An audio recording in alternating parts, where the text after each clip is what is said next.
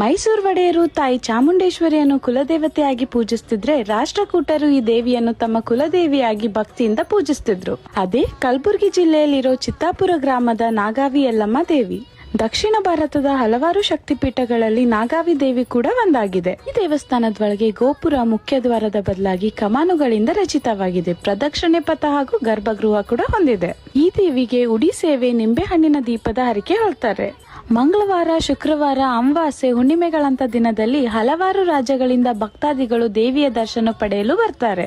ಇಲ್ಲಿ ದೇವಿಯ ಗರ್ಭಗುಡಿಯಲ್ಲಿ 2 ಪುಷ್ಕರಣಿಗಳು ಹೊಂದಿವೆ. ಈ ದೇವಸ್ಥಾನದಲ್ಲಿ ನವರಾತ್ರಿಗೆ 9 ದಿನಗಳ ಕಾಲ ಘಟಸ್ಥಾಪನೆ ಕೂಡ ಮಾಡ್ತಾರೆ. ಸೀಗೆ ಹುಣ್ಣಿಮೆ ದಿನ ಪಲ್ಲಕ್ಕಿ ಜಾತ್ರೆ, ತ್ರಿಕಾಲ ಪೂಜೆ ಕೂಡ ನಡೆಯುತ್ತೆ. ಬುರ್ಗಿಯಿಂದ 48 ಕಿಲೋಮೀಟರ್, ಚಿತ್ತಾಪುರದಿಂದ 2 ಕಿಲೋಮೀಟರ್ ಹೊಂದಿರುವ ನಾಗಾವಿ ಗ್ರಾಮಕ್ಕೆ ನೀವು ಭೇಟಿ ಕೊಟ್ಟು ರಾಷ್ಟ್ರಕೂಟರ ಕುಲದೇವಿ ಆಗಿರುವ ನಾಗಾವಿ ಯಲ್ಲಮ್ಮ ದೇವಿಯ ದರ್ಶನ ಪಡೆಯಬಹುದು.